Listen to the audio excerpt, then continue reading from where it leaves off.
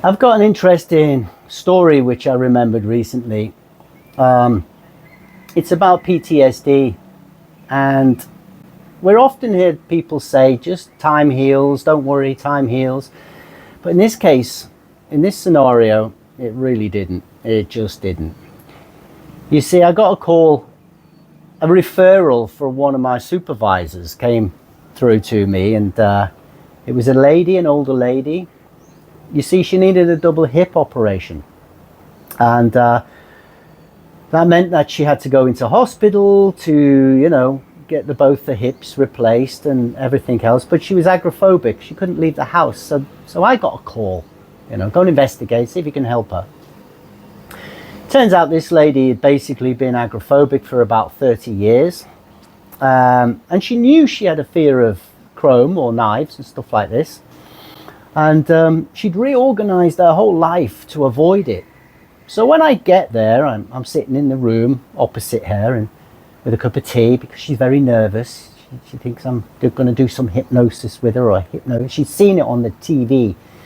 These stage acts where people do the funky chicken and make a fool of themselves in front of everybody. But hypnotherapy is very different, and especially IEMT. You see, we don't need to talk about it. It's not talking therapy. We don't need to know what happened. But in this case, she'd explained to me. She knew exactly what had happened. You see, the difference with PTSD and a phobia is people with PTSD, they don't want to talk about it. So this was just a phobia, really, because she was quite happy to explain it and talk about it. But it was crossed the line. Turns out what happened is it was her 7th birthday party, and she'd invited all of her friends around. This was in East London, and this was during the war. 7-year-old girl, very excited. There was pop and sweets. She had a party dress on. The music was playing. The lights were flashing. She was having a great time. And her dad brought out the cake. And as he's bringing out the cake, all of a sudden sirens started going off. It was the Blitz. The Germans were coming. They were about to bomb the town. So of course, her father does the right thing. He switches the music off. He says, everyone has to be quiet. We've got to go, go and hide in the bunkers, till it goes away. Now, she wasn't happy about this at all. She kicked off. She started having a bit of a tantrum, screaming. And unfortunately, the dad was just about to cut the cake. And as he was doing that, the knife was in his hand. And he turned and he went, please, just be quiet. Now, that knife, she saw that knife. That coded into her brain as a threat from somebody she trusted, her guardian, her father. So she had a panic attack, She didn't like it. Of course she didn't. But that had lingered in her mind for 70 years, in so much that she'd avoided everything that was chrome. She basically couldn't go into hospital when her husband had an accident to visit him. When her daughter had a baby, she couldn't go into hospital to visit her. And for the last 30 years, she'd sat in her home as she deteriorated. And it got to the point where she needed a double hip operation. She pleaded with the surgeon to sedate her for 3 days. Of course, he's not going to do that because, it'll kill you. You can't do that. Anyway, so eventually, after about an hour of trying to convince her how it worked and everything, I said, look, my car's parked on a 2-hour parking ticket. And we get some work done. Let's get started. So that's what we did. So I sat next to her and I ran through the process. And what IEMT does, it simply gets the client to think about that problem.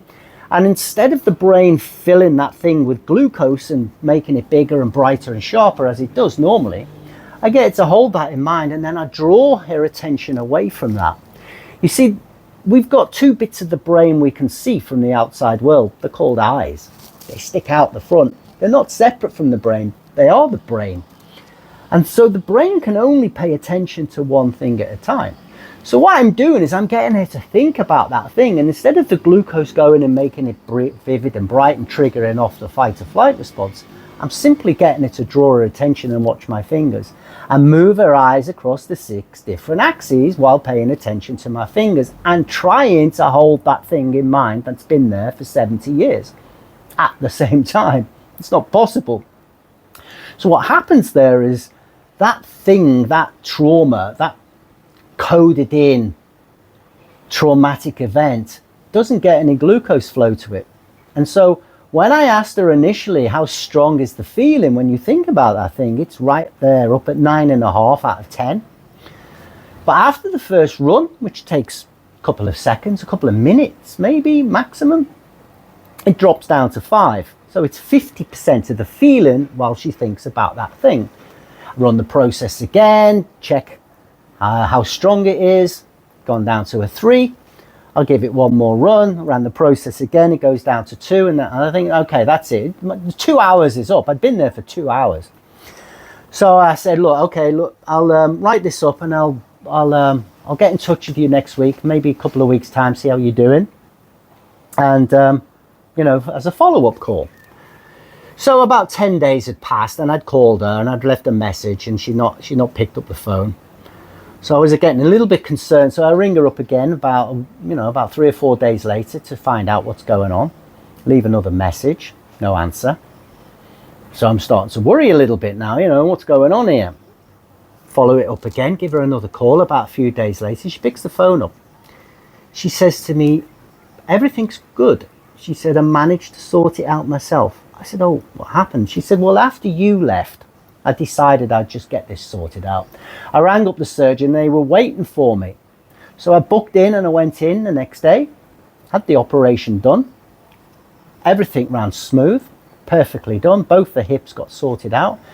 And she said, and since I came back, I've recovered completely and I'm walking around, and I've also bought myself a Dutch bike, one of these chrome bikes with all of the chrome handlebars and the chrome bells on and everything. And she said, and she's also booked some dance classes, some ballroom dance classes with her husband, because she'd promised him 30 years ago. Now, this was 3 weeks after I'd initially seen her. And she said to me, look, you can keep the £50. That's what I used to charge back then. I charged £50 for an hour. And I know it ran over to 2 hours and it cost me my parking outside as well. So she said, you can keep the £50. She said, that's not a problem, but I did manage to sort it out myself. And I said, oh, that's great. I'm just glad you've got a result from that, It's not very good for my, referrals. I would like her to tell everybody, but this was quite a few years ago now. And, and I'm not sure if she's ever managed to tell anyone. She still believes her willpower had sorted it out, and it's a lovely story. But it's just a reminder, if you think that time heals when it's such a traumatic thing like that, you're going to be waiting for the rest of your life, because it really just, some cases it just doesn't, And IEMT, I can't praise it enough. It's such a beautiful process. It's so swift and fast and cheap to do. So don't hold on to things for 70 years, for God's sake. Give us a call, see a therapist, see one of my other therapists. There's plenty of us out there. We're all over the world. Look up integral eye movement therapy and give it a shot. If you've got something that you need to get sorted out, give it a shot. It's a really great process. Take care.